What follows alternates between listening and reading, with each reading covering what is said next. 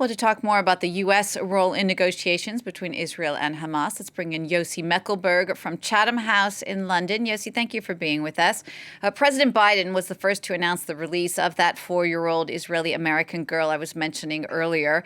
How big a part would you say did the U.S. play in all of these hostage negotiations? Good afternoon. It plays a part mainly behind the scenes. I think in the forefront is, both Qatar and Egypt. Much of it actually goes through Qatar as the main negotiator. Bear in mind that some of the political leader of Hamas are actually based in Doha. So logistically, practically, we can negotiate with them directly, while we saw recently a delegation from Qatar flying to Israel, to Tel Aviv. So I think there is a concerted effort there between Qatar, the United States, and Egypt. Bear in mind some of the hostages, as the 4-year-old girl that was released yesterday, the guy. She has a dual citizenship as some others. So there is also an American interest here. Indeed. And today is the final day in the agreed 4-day pause. The Palestinian Authority is now saying the U.S. is negotiating again with Qatar, Egypt, the EU, and Spain to extend that temporary ceasefire. Do you think that that's going to happen?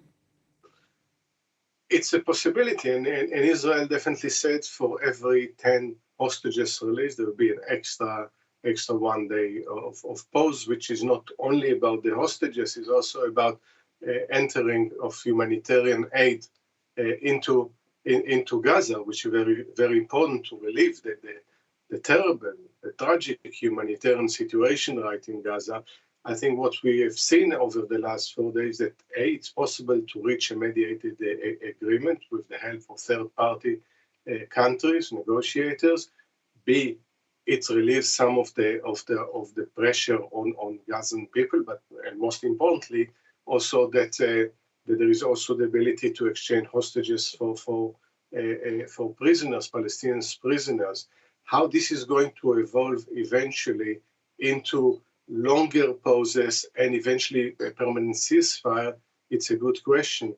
What it might do, it's also the nature of the war itself. Even if the fighting continues, it changed the nature of it. Until now, for more than 50 days, the Israel response to the terrible attack of 7 October was massive, claiming the life of so many thousand.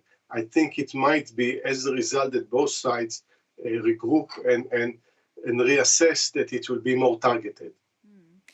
And of course, the real test for the United States and for the security of the region, particularly Israel, is going to be, of course, the aftermath of the war. That's when the U.S. is really going to have to put its weight behind some kind of recovery plan for Gaza. What do you think that might look like, and might that become a reality?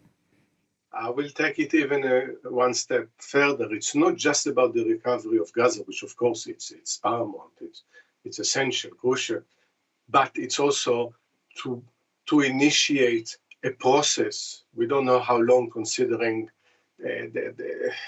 what has happened over the last 50-something days, but also to end the conflict between the Israelis and Palestinians. There is already heightened level of violence in the West Bank too. I think the reconstruction will need a huge amount of resources, huge amount of goodwill, the interest of the international community to be involved day in, day out, whether it's from the region and outside it, because of the level of devastation. But it needs also to build a governing mechanism. It has to look into unite Gaza and the West Bank as one political entity governed by one government. So this is the process, and it won't be done. It won't happen unless the United States and the European Union and countries within the region will engage with them day in, day out. So what kind of leverage would you say the international community, and particularly Joe Biden, has on Benjamin Netanyahu to get to that point? Yeah, I'm not so sure that Benjamin Netanyahu will stay in power for too long. And I think the voices in Israel, we see all public opinion polls would like to see him go. But I think the leverage of the United States, because it's the closest ally of Israel, whether it's militarily, politically, diplomatically, economically, it means it's also the leverage. And also the same goes for the European Union. It's not only the United States and the countries that sign peace agreement or normalized relation with Israel. And it's not only for the sake of the Palestinians. As we've seen, peace is an interest for both Israelis and Palestinians. Otherwise, unfortunately, we'll be in the situation we unfortunately experienced over the last 7 weeks. So I think if we have learned anything, and the international community has learned anything from what has happened, that they need to double, triple, quadruple the efforts, to bring the war to an end, ensure that Hamas is not in control of Gaza, and Israel stops expanding settlements, stop settler violence, and moving into a process that can lead a sustainable peace in which ensure the rights of everyone. Yossi, just very briefly to wrap up, what do you think about inside the United States itself? Has support for Israel changed amongst the American population since the war began? It has changed, and it depends on the age group and different states and different ethnic background. Yes, because the younger generation see Israel is the more powerful, and Palestinians and the underdog. And this generation, mainly among Democrat supporters, more and more supports Palestinians. Yossi, thank you so much for taking the time to speak to us. Yossi Mekelberg there from Chatham House in London. Thank you.